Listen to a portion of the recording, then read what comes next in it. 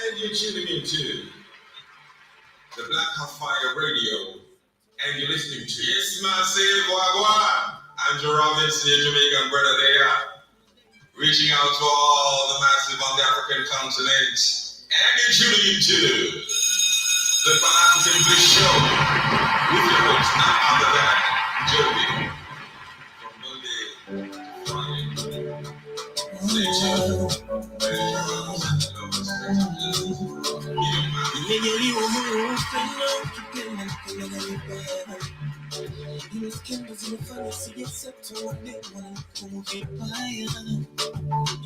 Badili atamie neno mnadai mmefulia mbaya Wanasifanya kikitana na skendo Sina nazo kisa wewe mama Wananiita playboy Mada kitendo Nasema Mwenye mini Hata kama na watania Wananiita playboy Mada kitendo Nasema Wenye mimi hata kama na watania baby ni so mchezo right now right oh right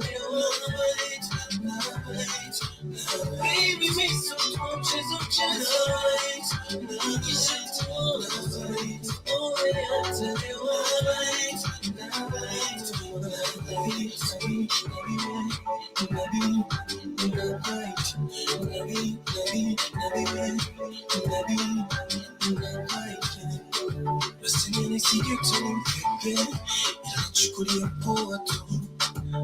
Nioshe vyombo nimkande ila juhudi zangu bure tu namtendekeza kama mtoto hata chakula kukonoshi kama mashine na mpatango mana anaja wala maji wananiita playboy mada kitendo Mwenye mimi hata kama na watania wananiita playboy Mada kitendo Wenye mimi hata kama na watania baby ni so mchezo right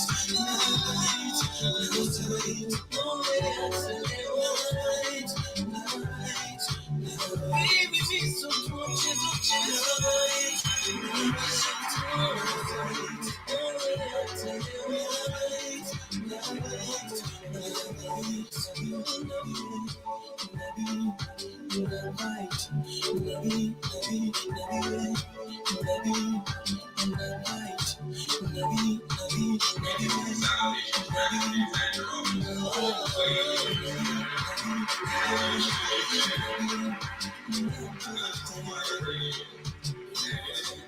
Yes, family, karibuni sana to another beautiful session of the Pan-African the Wednesday lockdown session. And of course, I hope you guys are doing amazing on this wonderful Wednesday afternoon from my end. Good morning, and out to everyone listening to us all the way from diaspora. Karibuni sana to the Black Hot Fire Network radio station, media of the 21st century. 49 minutes past 12 p.m. right here in Kenya.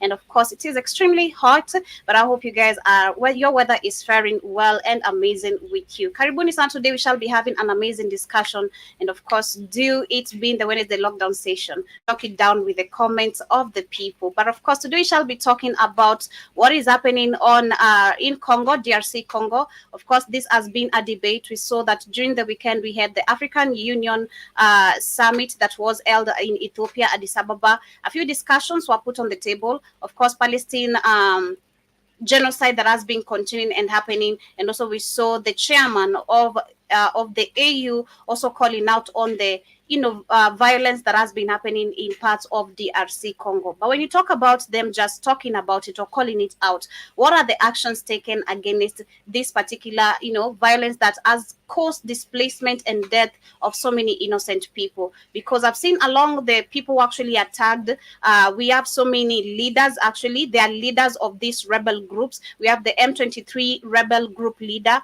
We also have the Ugandan, someone from Uganda who's also who has been sanctioned on alongside, and we also have other officials coming from the Democratic Republic of Congo itself who have also been sanctioned. But personally, for me, I feel like this is all just a scam, like we spoke about yesterday in Guinea. When we see all these withdrawals of rather sanctions from different countries, I feel like it is all to bring a certain attention to a certain agenda, which will not actually bring any solutions. It sounds like a Hegelian dialectic to me, and I will be talking about it. I'll be reading out the article on what is happening. We shall also be talking about Cuban doctors. That was in 2019. We had Cuban doctors who were abducted right here in the northern parts of northern east parts of Kenya. I'll be discussing about that because you remember last year, towards the end of the year, we had actually our government,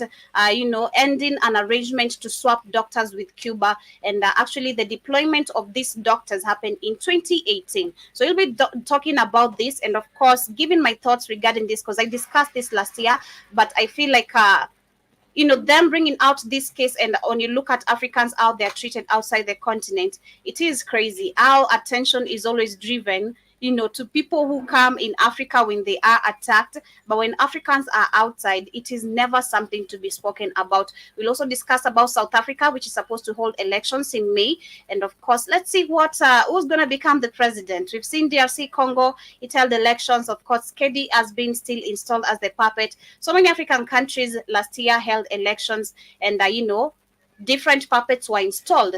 But of course, when it comes to South Africa, it's a different and of course a serious case. Who's going to be taking over this leadership? We'll be talking about that. I'll also discuss about some Kenyan police officers who have actually been arrested over human smuggling claims, and we're not sure about the details. This is coming from BBC, and I want to tag along with some kids who are rescued in some place called Kayole right here in Kenya. And it is crazy when you look at human trafficking in Africa. It has become a business, which I highlighted yesterday on my show again. It has become a business, and it's crazy how Africans were so unaware of what is happening around us and what is the target of our lives. So karibuni sana, those are our top discussions. We shall also talk about a little bit of what is happening. We shall be going on with much more of what is happening, and I'll be sharing also a video of Malcolm X. Actually, today it marks 59 years since Malcolm X was assassinated. And of course, we've seen so many videos. Like on Monday, we were sharing some positive remarks of him, of talking about the house Negro and the field Negro, and a lot. He also spoke on so many speeches he gave when it comes also to the US racism that is always on the black people's faces. So karibuni sana, hope you get to enjoy the show with me, and of course diving into the conversation and let me know how you feel about it. I began with an amazing banger. That was Otile Brown, and of course the name of the jam is Nabite. And of course, if you know me, I always say I love Otile Brown, but this is Diana Cods featuring Siwa Saida, and the name of the jam is called Cry Baby. It's found on the album of Maureen unit of Siwa Saida.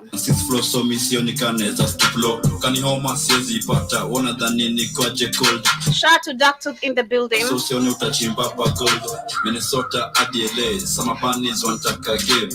Niliwaambia watume madola silence na got a heavy rate. Dekona kama ni party. Sema spoiler. Si walidil. Unasema aje? Tutambia nini wasemi mchape remit au send wave. I'm not real, I'm purely fake, so koko nadhani ume mistake.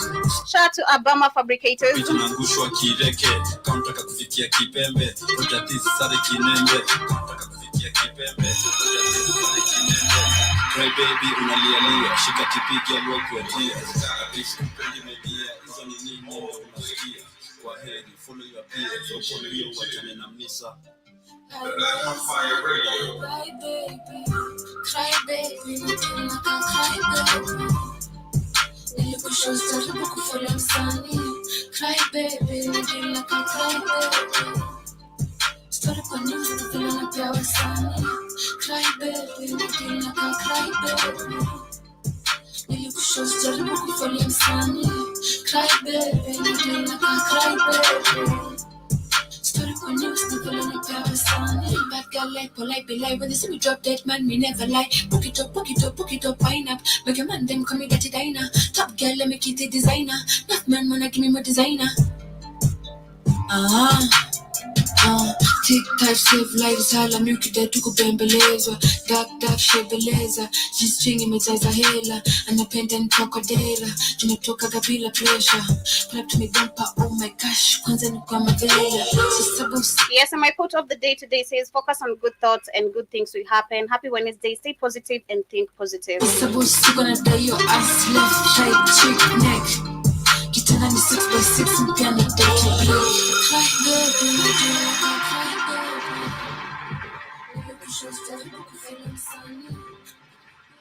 Yes, and of course, karibuni sana once again to everyone who's just tuning in. This is the Black Hot Fire Network radio station, media of the 21st century, and I go by the name Joby. To everyone who's here for the first time, but of course to all our amazing returning subscribers and listeners, karibuni sana from Facebook, on YouTube, on the network, on the show page. I hope you guys can hear me loud and clear, and also I'm live on Rumble and on the radio station itself, and on Spreaker as well. You can find us everywhere. And if in case you've not updated our application, kindly ensure you do so. It is back on the Google Play Store. Our website is also back and running. For those who shall miss this show, kindly ensure you check the link on WhatsApp if you are on our WhatsApp page, and also on the social page. The link is posted over there. Karibuni sana once again, and I hope you guys get to enjoy this amazing session with me. Now, starting with the conversation of the day, I want to start with what is happening in Kenya. Like I said, we've seen that there is an accusation of our Kenyan police officers who have been actually, found in some human trafficking scandals. And they are saying that 4 police officers have been arrested in Kenya after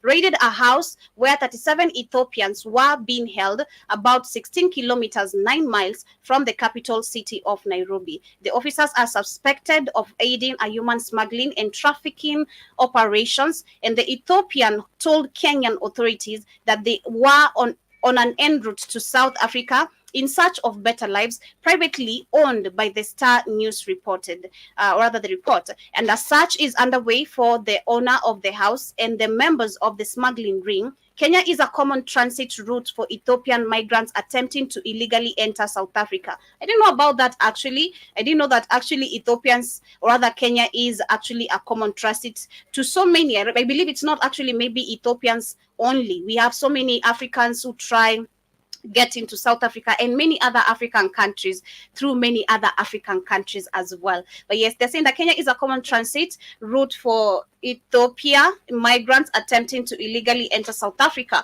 according to the UN Migration Agency, IOM.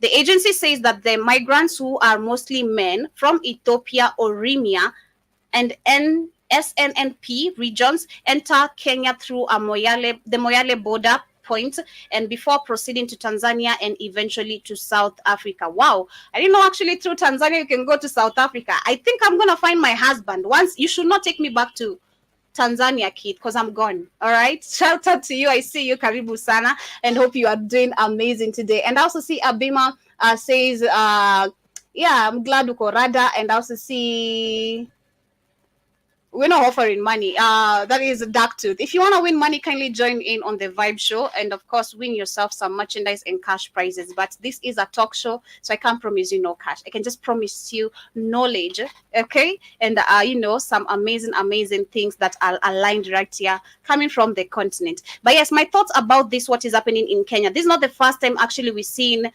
people being found in different houses, who are actually being trafficked, and we've seen actually in so many African countries, we find that there are some Africans who are always held in a certain house, and they're supposed to be transported to where we don't know. And I think we should go back to where we saw, again, it was in Chad, where we had a plane with so many children crying, and the government said that they don't know where these children are coming from.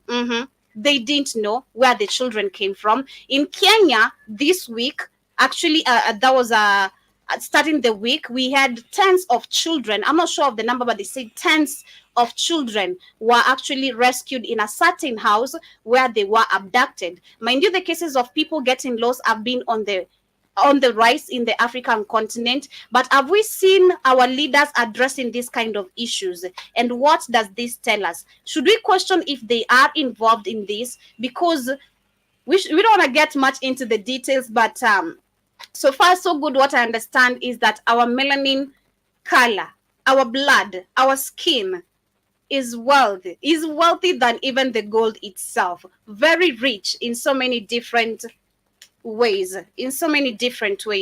And personally, my thoughts are regarding this. I believe that when it comes to the security in Africa, it has been taken like a joke, because these cases have been on the rise since I think when I was young. I've had cases of children always disappearing, but I've not seen none of the presidents addressing this. I've not seen any security measures actually being imposed, or even security being tightened and children ensured safety. Because for me, I think as a parent, I should be worried, or I should be sure when my child goes to school. Because that is a question. Remember, someone asked right here on one of the when we were talking about the school uniforms. There's this guy who made a comment about child abduction, where he said if children will not have school uniforms, the rate of human trafficking or child trafficking is gonna go higher and higher and higher, because of lack of identification if you are a student or not. But personally, I feel like with or without uniform, children should actually be ensured safety. Parents should be ensured safety of their children. My child should not be there playing, actively activating his mind, and I'm worried that something or someone might snatch them and I'll not find them for the next coming years. I've given a testimony personally. I have a cousin who disappeared.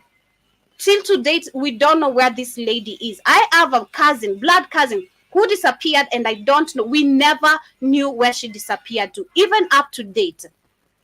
The mom even died. That was, I think, 3-4 years ago. Still trying to find her child. In that it has all been in vain. So my thoughts regarding this, and I'm glad that I see that police officers have been arrested, but much more of research should be done in the country. Much more of research and security measures should be very strict in the country, because this is actually very active. You'll find that even right now as we talk, there are some people who are held somewhere. Finding them is gonna be super hard. So personally, I blame our leadership for failing on ensuring security for our people. And it should not actually be for the Kenyans alone. Any African who is traveling, and even if I'm in Kenya, if I'm in Tanzania, I should walk freely because I'm in my own continent. Why should I walk being scared because someone is gonna abduct me? This is crazy. And of course, I believe also this education of Africans being taught of how rich our melanin color is and how wanted it is by the people who prey on us. We should be educated, or rather most of the people should get this much more of the information. Take care of your children, take care of and teach your family, friends and members about white people's culture when it comes to our skin color. That is just my thoughts regarding that, but let me know what you feel about this. And of course, I'm glad to see that actions have been taken seriously on this particular matter. To the next conversation is about Cuba, but I see Keith is saying that of course, Joby, through Tanzania, you can go to South Africa. That is amazing, man. I didn't know. I wish I knew when the last time we were there. I would have not come back. You'd not have seen me. But anyway, it's good to know about that. I didn't know that, through Kenya, Tanzania, you can go down to South Africa. That is an easy route. I think even through the bus, you don't need a flight and all that. It's really, really easy. But yes, in 2018, let me take you back to history. In 2018, we had deployments, not really deployment, but Kenya did receive, no, I should call it a deployment, or I should call it. But yes, in 2018, we had 100 Cuban medical specialists who arrived in Kenya and began their induction. And I questioned this, if you can remember, and if you are on this show, remember me discussing this last year, when we saw Kenya ending the arrangement to swap doctors with Cuba because the deal was unpopular with Kenyan doctors. That was last year. I discussed this, and I was very, very bitter about it because we checked Cuba being a very poor state, very poor country, and our Kenyans have been told when you go there, you're going to be paid better and you're going to be taught better. Why can't education be embettered in our own continent? Why do we have to go outside to seek better education? Where are you spending a lot of money, probably facing racism? We talked about the UK doctors, and of course, we saw recently UK saying that they don't need any more doctors coming from Africa, specifically from Nigeria. We saw that about 75,000 since 2022, 75,000 Nigerians are in UK who have actually gone to UK. That is since 2022. So many videos as well. When they go there, they're not well paid. You are working non-stop. You are working literally non-stop, but the amount of money you're getting, it's not enough to even keep up with your, a lot of things that you need to do. But yes, back to history. In 2018, we had 100 Cuban medical specialists who arrived in Kenya, and they're saying that the long-awaited Cuban medical specialists have arrived in Kenya. This is in 2018, mind you, and the first batch of 50 arrived on 5th of June 2018, and the second batch arrived on 7th June 2018, and this is after a memorandum of understanding which will see 100 Cuban medical specialists deployed in the 47 counties.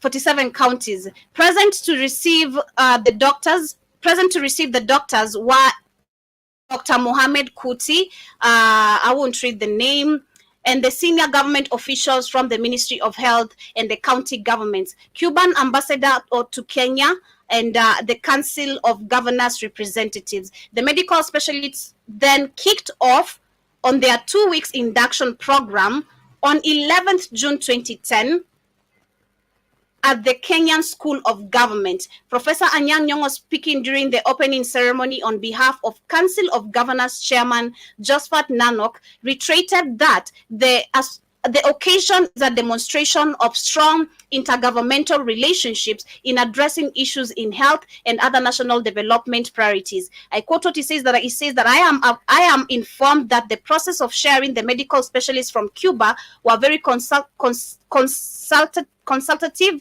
and inclusive, with every county receiving the expert based on their needs. This is super crazy. So that's how it began. The introduction, of course, this was a program that they had planned all this all along from 2010. Of course, 2018 they arrived. 2019, what happened? We had some Cuban doctors who were kidnapped in 2019. That is a year after they arrived in Kenya. And the statement said that gunmen in the far north of eastern part of Kenya have kidnapped 2 Cuban doctors and killed an armed policeman traveling with them. They are believed to have been taken to the neighboring Somalia. The reports did say this, and the police suspect that the attacks were members of the Somali-based Islamist militant group Al-Shabaab. A security source told the AFP news agency. Last year, more than 100 Cuban medical specialists were brought to Kenya to improve the health services. And I quote what they say. One of them says that all security agencies have mobilized to pursue the criminals and rescue the victims. And the attack happened in Mandera town and at the border of Somalia at 9 a.m. As the doctors were being taken to work. One of the 2 police officers who were escorting the medics was shot and killed, while other managed to escape. So they arrived in 2018. 2019, we had 2 of them who were killed. Now, last year, we had Kenya now, which came out and said that they are ending the agreement to swap doctors with Cuba. And they're saying that the Kenyan government announced, it was on a Wednesday, it would not be renewing a 6-year-old deal that saw Cuban doctors employed in Kenya, while those from East African countries travel to Cuba for specialized training. Let us look at Cuba's situation today. Let us look at the Cuba situation, because I remember, Keith, you made me pull up the images of Cuba, and I looked at the country is very poor, very poor. Nothing to be seen in terms of development, totally nothing. So the question is, and I don't know how racist Cubans are, but based on the fact, because I believe we have black Cubans from what I saw, and it was only 1 black Cuban doctor who was actually deployed here. The rest were white. I'm not sure how racist Cubans are, But according to how I've understood the culture of all the white races, I don't care, Indian, Chinese, the same color, they all react and have the same behaviors. No matter where they go, that is who they are. So I'm not sure how racist they are, but I assume they are. So the question comes in, and before I get to read what led me to this whole story, the question comes in, why is it that our leaders have failed to build schools right here in the continent of Africa? Better schools, medical schools, because I remember it was just so recently, let me look at that. We had Kenyatta National Hospital, which we had the first operation of, I think, kidney, something like that. We had a first operation, a successful kidney operation. If I'm not wrong, it was performed here. And this was a very big news. And for me, I saw the capability of our people. I saw the capability of our doctors. And it literally showed me why the UK has always been demanding black doctors to work over there. As much as right now there are so many, it comes with a question. What is it that our people are so much capable of that we don't know? How sure are we Cuba is going to provide good training to our Kenyan doctors? Why is it that Kenya and the rest of the government, the nations of Africa have failed to improve training right here in Africa?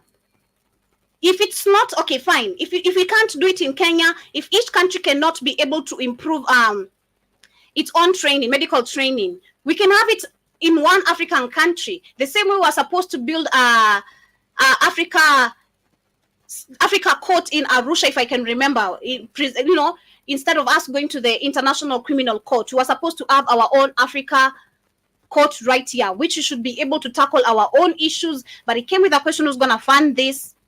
Of course, if it is funded by the outsiders, we're not going to be having a say about it. But yes, if Kenya cannot be able to build a better medical training institute, or Tanzania, or Uganda, or Rwanda, any African country, why can these leaders at the board of at the board of AU, the African Union, which is a fake organization, if it was meant to work, that is what they should have done, sat down, call on the African leaders, tell them that we've seen our people are going outside and they're being paid peanuts, breadcrumbs, literally. They're working too hard, tirelessly, and they're not getting any good pay. So what we can do is that we can create one institute, one big institute. We ensure that all the facilities needed are there. We don't need to ask anyone for help on anything. We don't need to send our people outside to get better training. Let us do this either in Kenya, South Africa. They should just choose one country and make it all work. So personally, again, this goes back to blaming our nations. The same fake installed leaders who won't do a thing. That is my thought on that.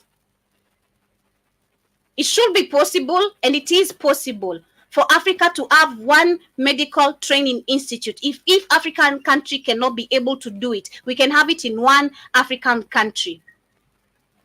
One. And let our people get all the training over there. And you will see actually our medical services even improving. Being honest, you'll see it improving. But this is all actually a system that has been set up like this on purpose, where benefits will always actually favor the people who colonized us, those who are not even involved, but understand very well the history of Africa and how to take advantage of Africa and its people. That is basically what I see here.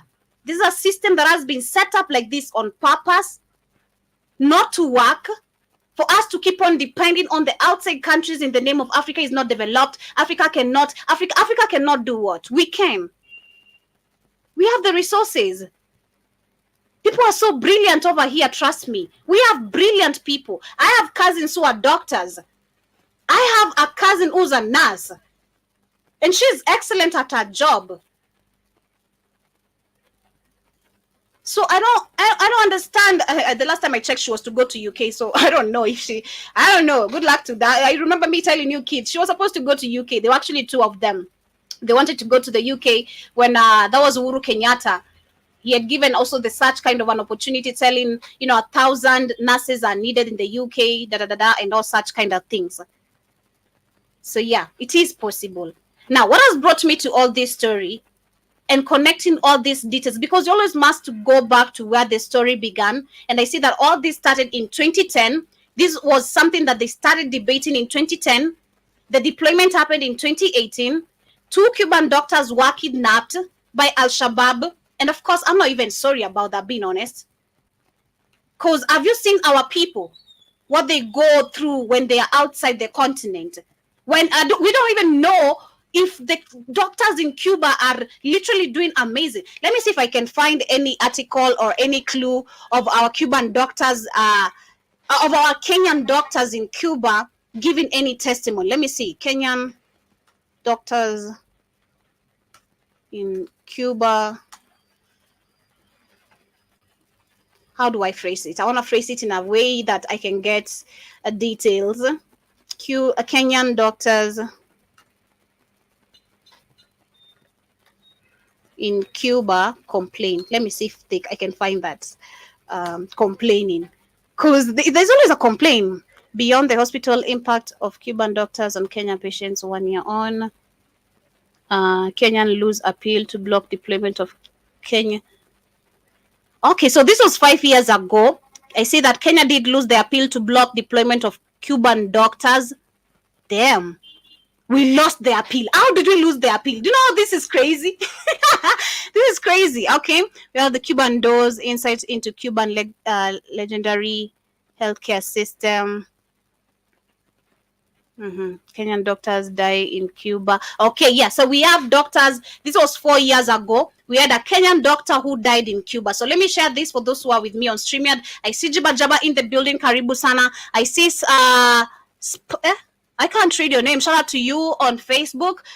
You have a tough name over there. But let me share this video over here before I go through the comments of what you guys are telling me, because I see Keith has comments and Jiba Jaba also has a lot of comments. So yes, we have the Cuban government, which is now very heavy and mad. We have actually the Cuban officials who have arrived in Kenya. I think this is today or yesterday probably, to come and seek investigations of what happened to the 2 Cuban doctors.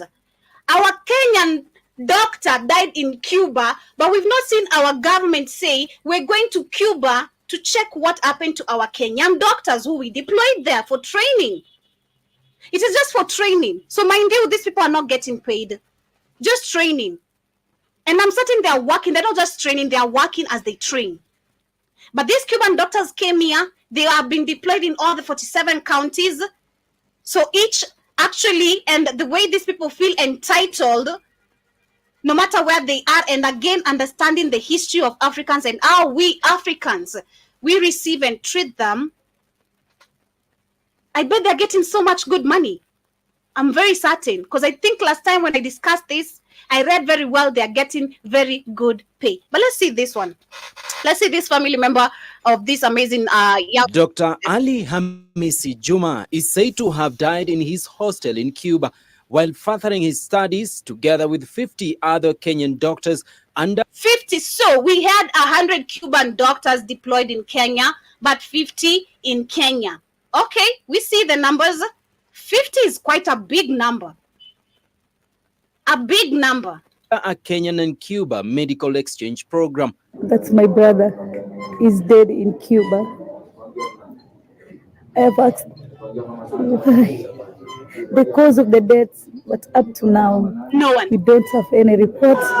See, you see, this makes me very mad, being honest. But I'm trying to be calm. I'm really trying to be calm.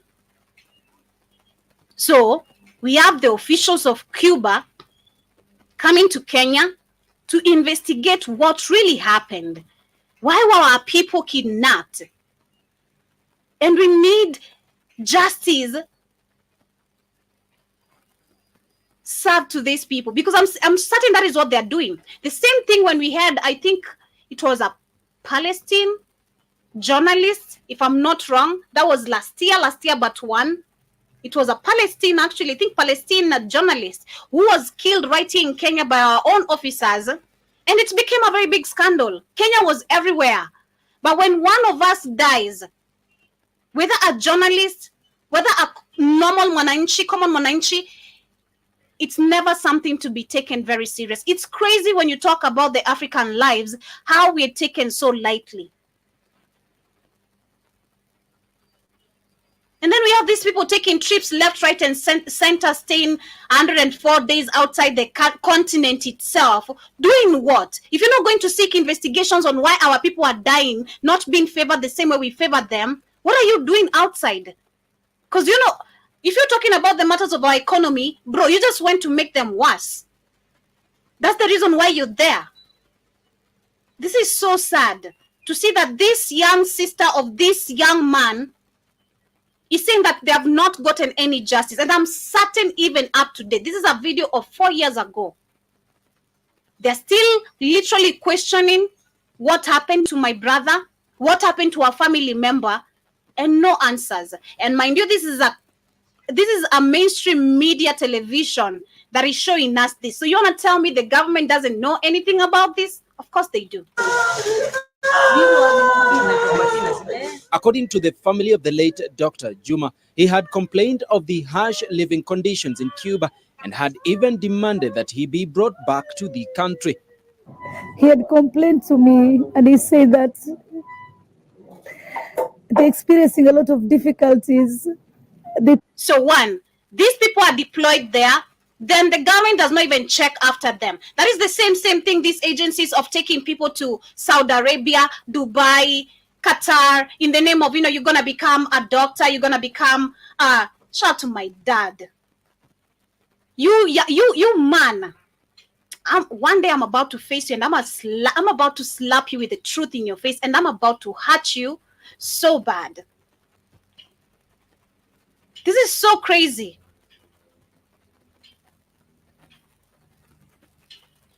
You know, I'm just trying to think about it. I'm like, what? What? I don't want to cry. So let me hold it. The payment they're getting is not what they were being told that they'll get. And there was a lot of mistreatment. He was talking a lot. And in fact, he had decided that enough is enough and he's coming back. He said that he will just... So these people are deployed there. Nobody gets to follow up what is happening. And I remember this, again, takes me back to when I was almost about to risk my life because I was tired of looking for jobs. I was really so tired of looking for jobs. When you have people can give you connections, but they can't because someone wants to benefit in different ways. If you're not giving up that coochie, you're not getting a job. That is the kind of offers I got. I got tired and I said, hey, what if I go to Saudi Arabia? But before that, I had my dad trying to force me to go to these places. So what hits me right now is that, did this man actually have any idea of what he was about to take me to? Or was he just ignorant and assuming I'm going to be okay? Just like the way the rest of the parents assume their kids when they go there, oh, you might be the lucky one. Or you might be the one who escapes this, racism. You might be the one who comes out very well and very... What? Those who come back well and alive, they have gone through so many things. You have to become a Muslim.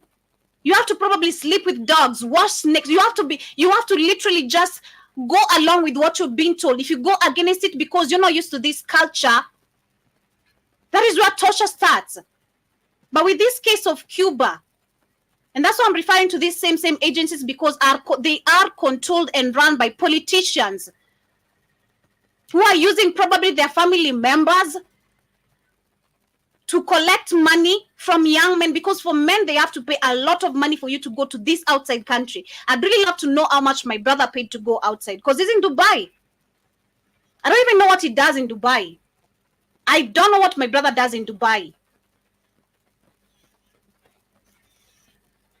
I don't don't know what amount of money he had to pay to go outside, or he had connections. I don't know. I have no clue. So I remember when I took my documents there, of course, me questioning about my safety. I asked, because I hear this case, I was really sincere about it. I went to the office, gave my birth certificate, gave my dad's copy of ID, because that's what they ask for, and copy of your ID, no, your original ID, I think, and a copy for them to be able to produce a passport for you. You don't have to pay any amount of money for the ladies. They give you a passport within a week or two, it's out. So I gave up. I didn't have my ID at that time. My ID I'd lost my ID in a matatu. I guess I lost my pass somewhere, and it was misplaced together with my ID. So I remember I took only the copy of my dad and the copy of my dad and the birth certificate, the original one and the copy. So I told them, maybe you can wait after 2 weeks, a week, because I'd already applied it. So it's a week, then it's gonna be out. Then I'll bring the ID, then we can proceed with the rest of the information. They were like, cool. So the day I went to pick my ID, then I was going to the same agency, the same office, of course, to now process with everything. Job is ready to go. I'd even told my cousins, like, yo, I've applied for this and this and this, and I think for me, I'm ready to go, because I was staying with my cousin at that time. And for him, he was not also like financially stable. So for him, he was also looking for money to raise, pay these agencies and go outside. But for him, it was so hard to raise that amount of money that was demanded, because he was supposed to have 150,000. I remember we were with him. The first agency we went, then I went later, took myself to another one. So I went there. When I gave my ID, before I gave it out, I questioned. I held it back. I questioned, how sure am I I'm going to be safe? That was the first question. I've seen so many cases of our people die. Then the previous year, that was in 2020. 2019, a lady I knew and we've grown up in the same neighborhood, had not even lasted 2 months in Qatar, was killed. The cause of the death unknown. The body getting it back is expenses to the family, because she came from a poor background. So when I remember the incident of that lady and how it really hurt me, because I knew her, I questioned my safety. How sure am I I'm going to be safe over there? So this guy, they always are Muslims. They are from Somalia. I think they're Somalians, Ethiopians, always in these agencies, but they are working with the government. So he told me, you're going to be okay. We always follow up once you get there. And after, like, I don't know, I can't remember the details correctly. He told me, I don't know, after a certain amount of time, they keep on checking on you to see if you are okay till when you come back to the country. But something spoke to me and told me, no, Joby. No. And thank God to whoever taught me to always listen to my instincts. I told him I don't want it. Give me my identification card. Give me I don't know. I held with the identification card. So give me my birth certificate and the copy of my dad, because that's the only copy I have. So in case I need it anywhere, this is the only thing I have. So I need the copy of my dad. I need my birth certificate back. I'm not going anywhere. Then he was like trying to convince me. I'm like, no. I've made up my decisions. It's okay. I'm going to be patient. If maybe I'm meant to be jobless, it's fine. But I'm not going to take myself to where I feel my heart is already telling me, don't go there. Now look at the state of this young sister here. And that's what is really hurt me and triggered me a little bit, trying to recall when my dad was pushing me so hard to go to these countries. Did this man, and I want to question him one day about this, did he know about this? Or was he just assuming I'm going to be okay? Because that really hurts. Because it was all for his benefit. Because I remember when he was telling me to go there, he's like, we're going to open a bank account for you. You don't worry. You just be sending money back home. Then I end up becoming, these people always come back and find that their families have eaten all the money. You've literally been sending money. You've been treated like a dog. But you come back and these people have consumed everything. Another woman recently I saw, she's been in Dubai, I don't know, Qatar or Saudi Arabia for like years. She's been working so hard and sending money back here.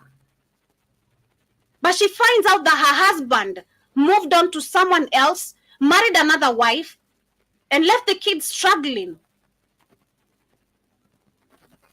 So this is so sad to see what Kenya did, and that we even lost the appeal to the come on.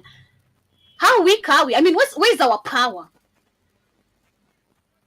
Where is your power, Mr. Ruto? This is so sad to see what people are going through.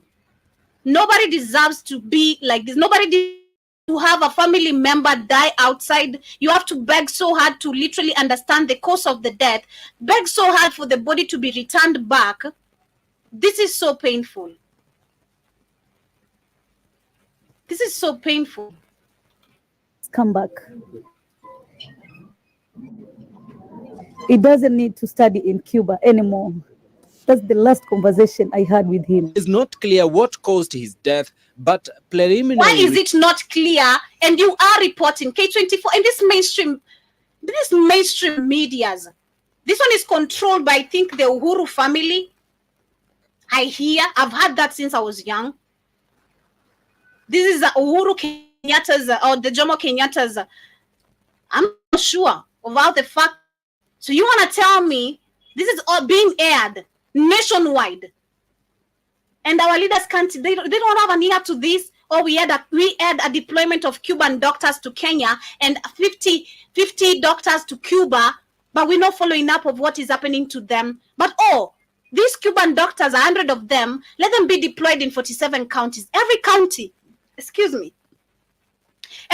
should have a Cuban doctor. What is their salary? A very good amount of money.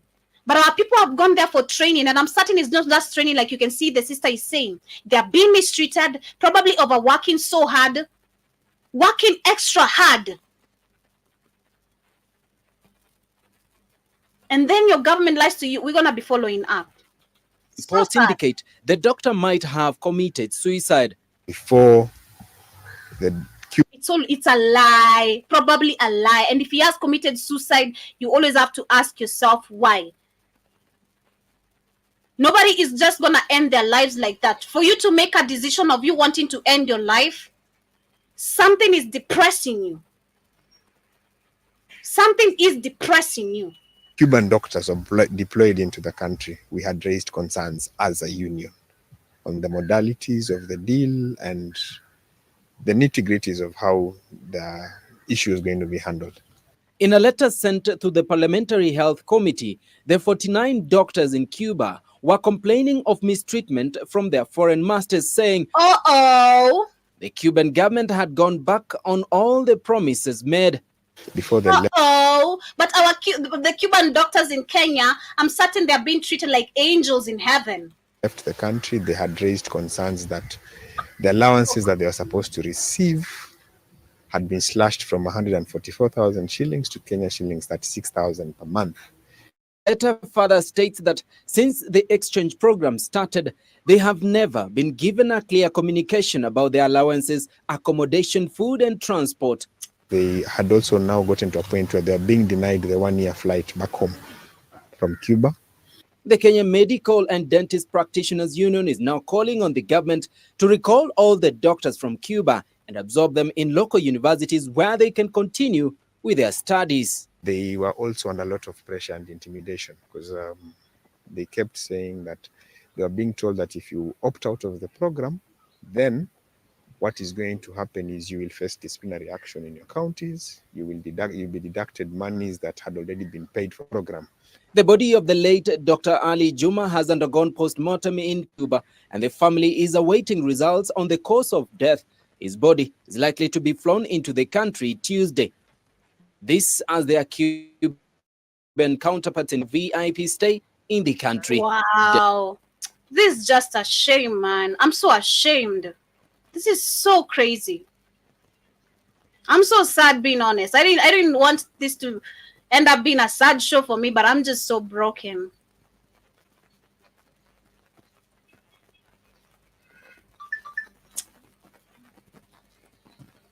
Oh, damn.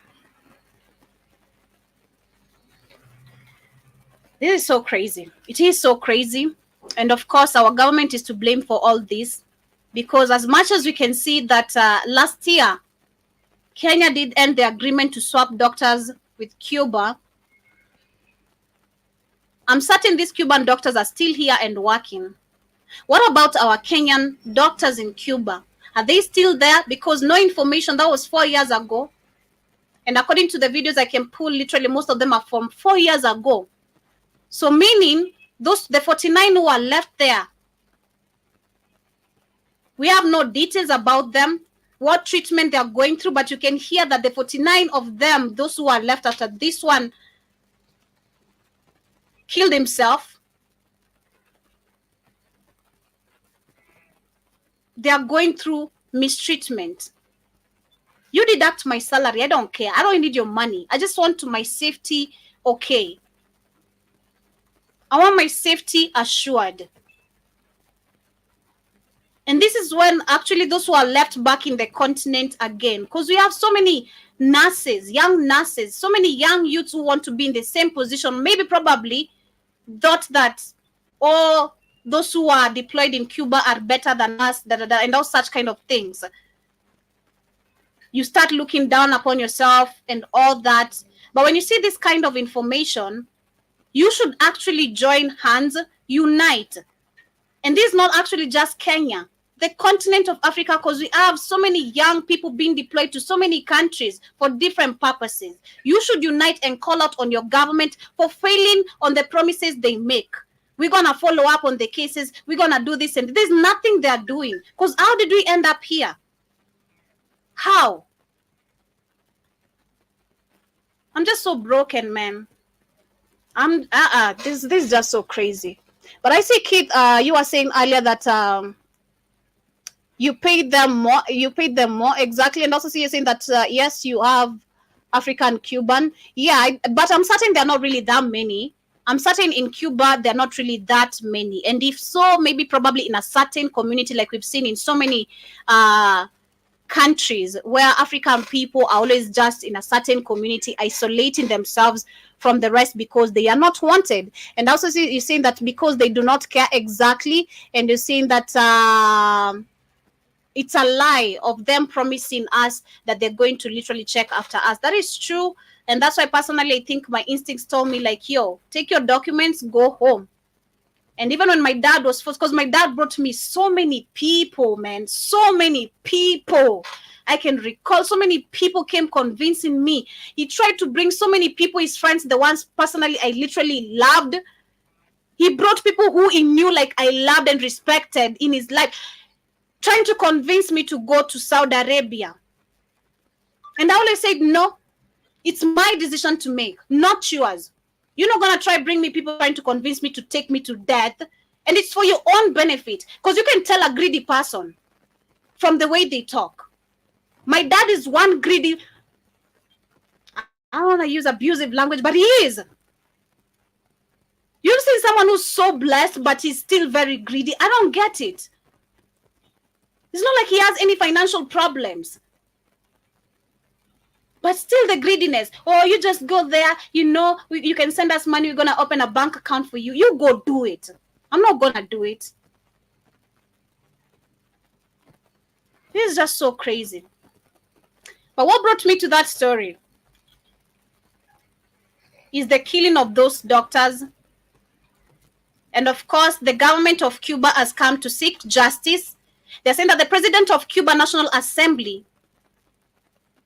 I won't mention his name, it's hard to pronounce, has traveled to Kenya to seek clarification over recent unconfirmed reports which suggested that 2 Cuban doctors who were kidnapped in Kenya 2019 had been killed. The doctors, Asel Herrera and Landy were kidnapped by Al-Shabaab militants as they traveled to work. Last weekend, Al-Shabaab said that the doctors had been killed last Thursday during a U.S. drone strike targeted at a house in the southern Somali town of Jilib. A U.S. defense official was was quoted by CNN as saying that there was no credible evidence that the strike caused any civilian casualties, but added that the U.S. was investigating Al-Shabaab claims of the doctor's death. Cuban Foreign Affairs Ministry says it has also reached out to the U.S. and Somali governments for more details on the military operation in question of the status of the doctors. After the 2019 kidnapping, Al-Shabaab gunmen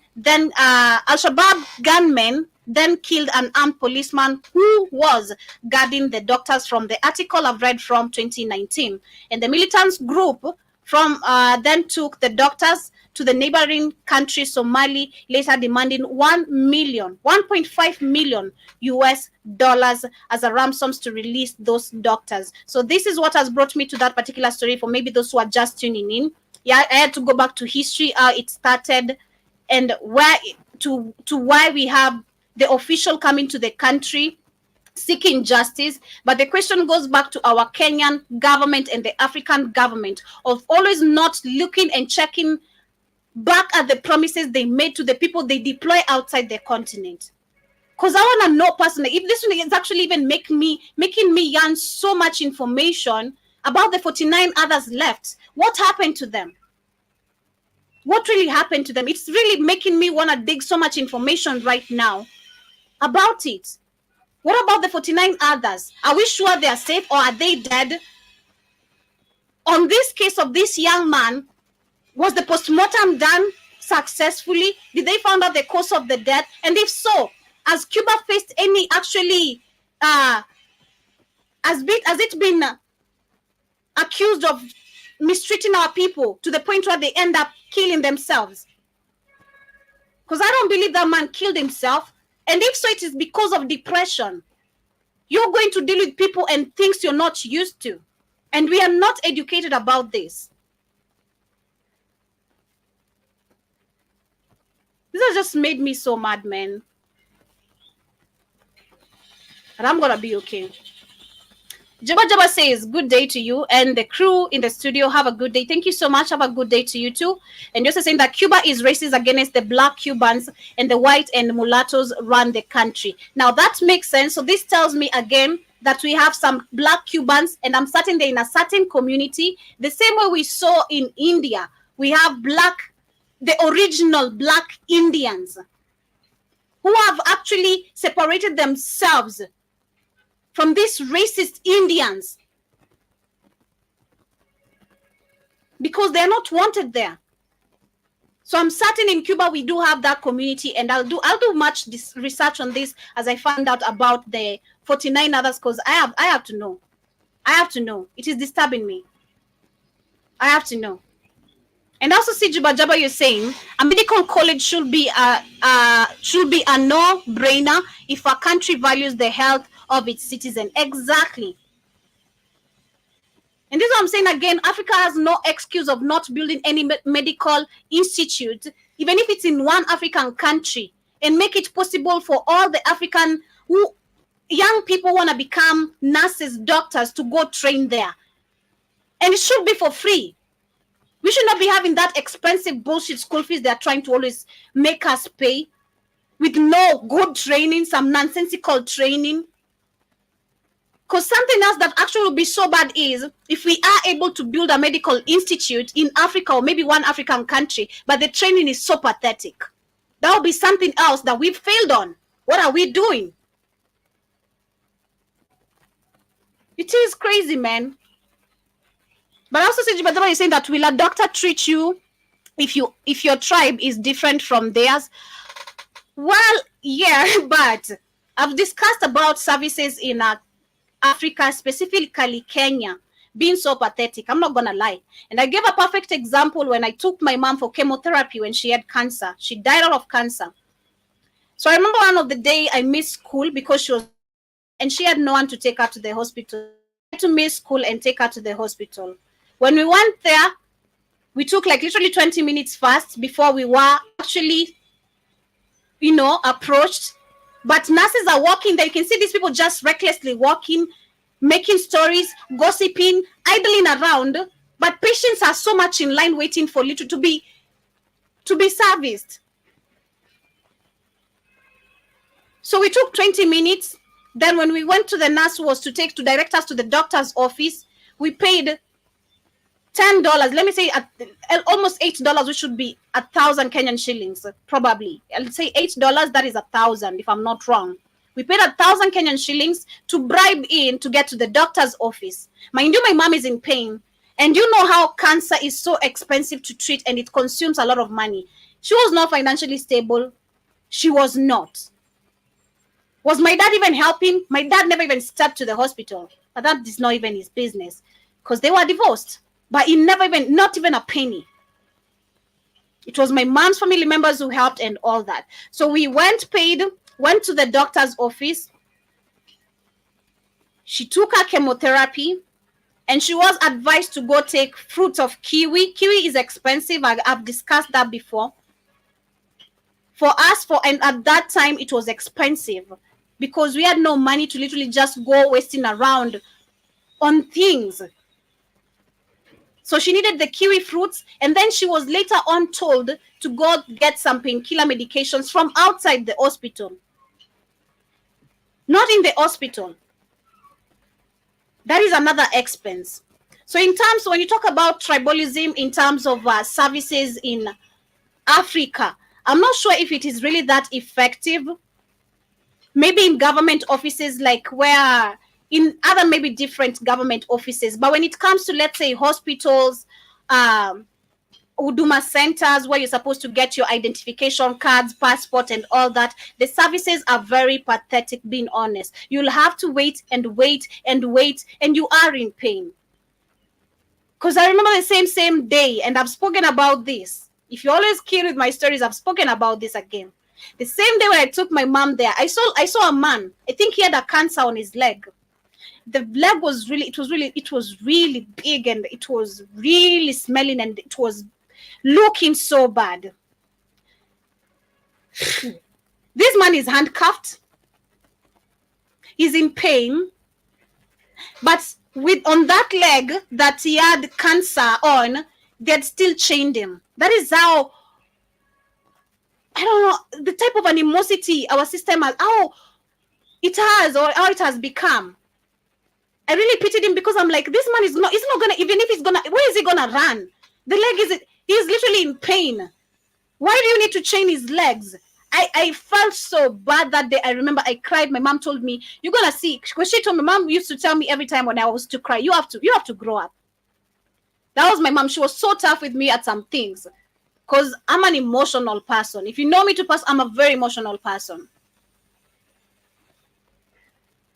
So I remember I cried, and she told me, you have to toughen up, man.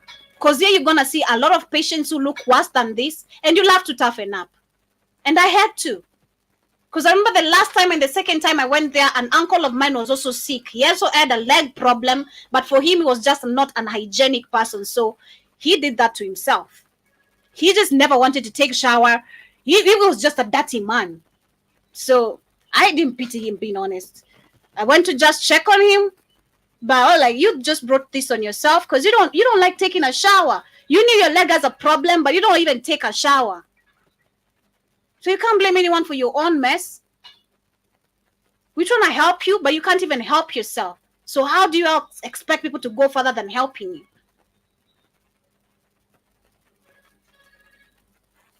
It is crazy. So the second time I went there and the last time I saw patients who are just in their worst critical conditions. Of course, the services have never improved. Always very pathetic. And it's worse because these people, the doctors who are in these hospitals, they're not actually, most of them don't have even medical training certificates. Most of them is connections. My parent used to work here. So, hey, I'm a daughter of my parent who used to work here. I can also become a nurse. And this is how these doctors end up opening small hospitals because of the greediness, or maybe slow payment from the government, because we see doctors already striking in Africa because of not being paid. They end up opening these small hospitals which run abortion centers, run so many nonsensical things. So it is crazy, man. It is crazy. About tribe, I can't say it is really that bad, and I can't say anything about it. But also see Jibajaba, you're saying that Americans that can't afford US medical school will train in Cuba. Damn. That is a fact? Is that a fact you're giving? Americans that cannot, are we talking about black Americans or even also the whites as well? They go train there. And if you're talking about probably the whites, I'm sorry, they don't get the racism, like the way we can see our Africans, you know, being treated. And just say it's all good, do your thing. Okay, I think that was when I was saying I'll read the comments, and you're saying that you are blessed with intuition and not being stupid. Exactly, man. Personally, I've always learned to listen to my intuition. If something tells me this is not okay, I'll always listen to that. If something tells me about you, you are not okay, I'll always follow that from the beginning. And I'll always be very keen with who you are, because my instincts from the word God didn't like you. So that is just me. And I also see you saying that Samuel Karibu Sana, you're saying that it is abusive motherboard. And Jiba Jaba says that boy, I'd like to hear you interview your dad. That would be classic. Man,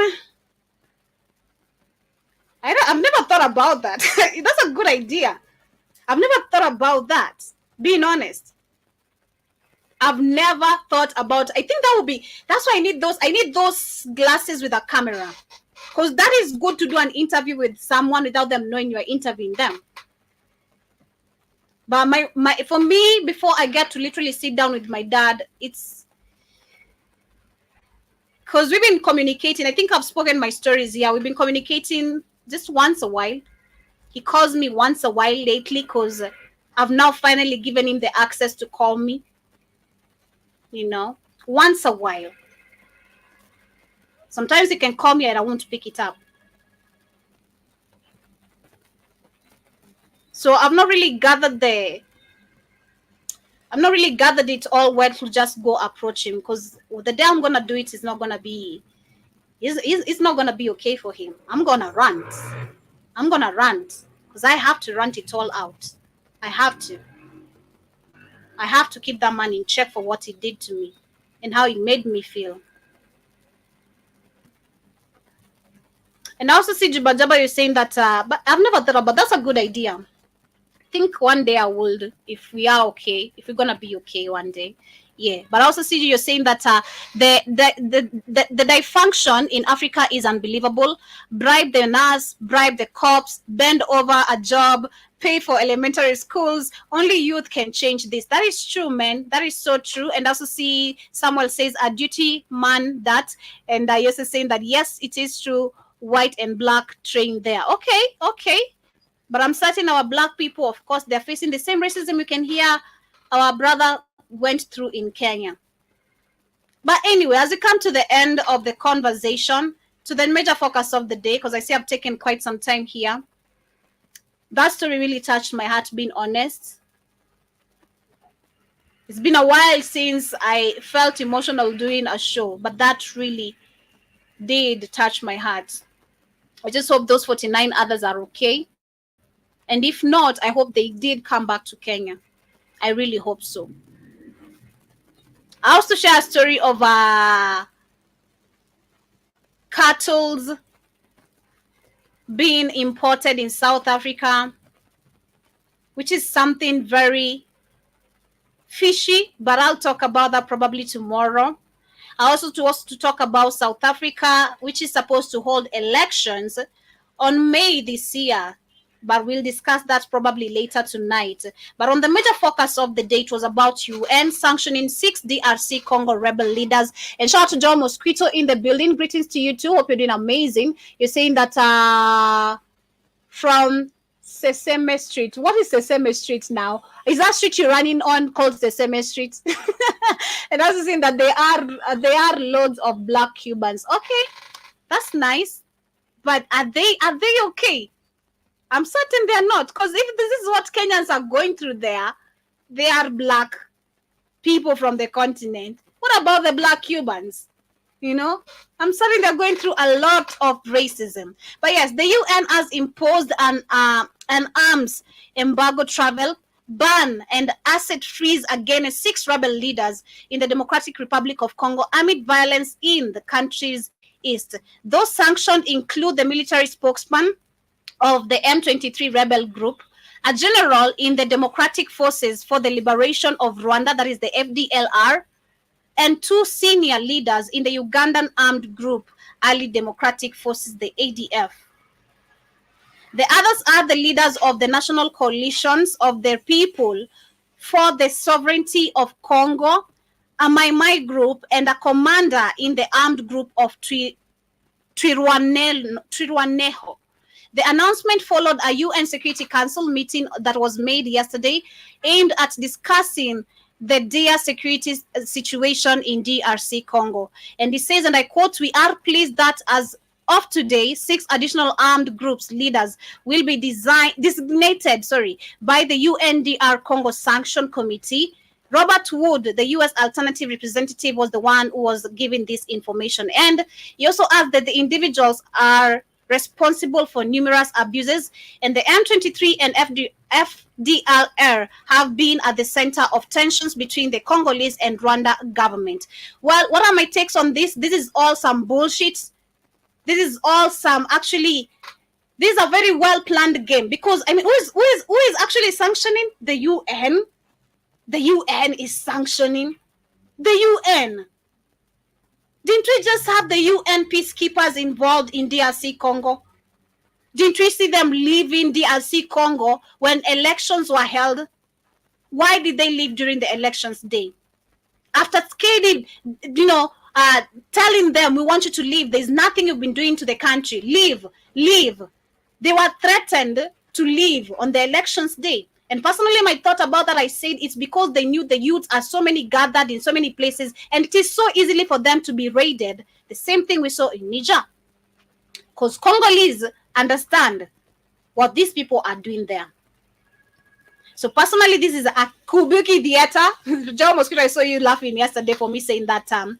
Kubuki theater, however you want to pronounce it. Personally, that's my pronunciation. This is all nonsense. I don't believe what is happening right here. The same organization calling out on these leaders who are involved in violence in DRC Congo is the same organization used to literally keep the country distracted. I don't want to see no AU, no UN, no EU, none of these fake organizations. If it is not youths taking matters into their hands at this point, we don't want to see it. And they're doing it. Because we are waking up every single day. We just saw yesterday at night, I was seeing that again. Congolese have taken it to the street again, and they're burning still the flags of France, US, all these foreign flags that are in their country. So you want to tell me, like I saw another stupid brother from, I'm sorry to use that term because some people are so dumb to question, oh, do you think Congolese understand what is happening in their country? Of course they do. They have been saying it. It is Congo. It is Congo part of this, plus Uganda. But we saw yesterday that Kagame said that he shall not accept any US calls for them to withdraw from the country. If you can remember, that was my debate yesterday. Rwanda said that actually Congo is the one attacking them. Some groups in Congo are the ones attacking them. They have no issue, and that's why they have to protect their border. This is all lies. I don't believe none of this.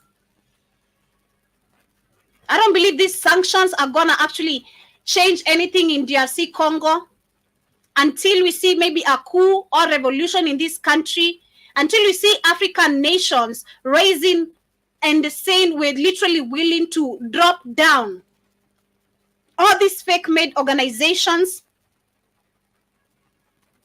that don't work for us, and not just actually just for any country, that don't work for the continent as a whole. The same thing Niger, Mali, and Burkina Faso did. If we can't have African nations doing that, then we don't want to hear nothing. I don't want to hear nothing. That is just the facts. That is the facts. They're saying that DRC Congo accuses Rwanda for supporting the Tutsi-led M23 group, while the Rwanda government blames the blames its neighbors for collaboration with Hutu dominated FDLR rebels, whom it says have links to the 1994 Rwanda genocide. Come on. I mean, we know better. We know better. The call is upon us, the youths, and the call is upon any Pan-Africanist want to be leader. Any Pan-Africanist want to be leader. If you are to take leadership, like Ibrahim Traoré and the rest of the juntas we see, and I'm not talking about Guinea or Gabon, I'm talking about Mali, Burkina Faso, and Niger type of democracy and leaders. That is upon you to change these situations that are happening and occurring in Africa. But that is my conversation of the day. Much love, family. Asanteni sana to everyone who has been with us. You've been so many in the building, and I appreciate you so much for sticking with me. Shout out to you, Freedom Media, John Mosquito, Kid in the building as well. Asanteni sana, nimeshukuru. Shout out to Devi Yuvusu. Shout out to you, and shout out to John Mosquito, Samuel, and to all my amazing silent listeners who've been here, and someone who was on Facebook. I can't pronounce your name. I really appreciate it. And also CG Bajaba says, good program, glad I tuned in. Take care to you too, and I'm glad you enjoyed. And to the rest of amazing silent listeners, I hope you have enjoyed as well. And also CG Bajaba says, my cousin in Florida married a black Cuban. Okay, hope they are doing amazing, Manze. And I bet from there you can get actually a lot of Cuban stories from her. I bet she really has a lot of history of what black Cubans go through over there. And also saying that she's a doctor and he got her pregnant and pulled the brass ring. Ching, I know that's right. And that's to see, you're saying that the EU, the AU, F you, all of them, F them, F all of them. And also see, you're saying that Kagame sounds like Netanyahu of Israel. The right to defend ourselves mantra. Exactly. Some racist ass comments he always keeps on making. But family, much love. Asanteni sana once again. See you guys later on Tubonge Show, and I hope you enjoy the rest part of your day. I'm leaving with this amazing song that I started with, and this is Cry Baby. That is Siwa Saida and Diana Codes, and see you guys later.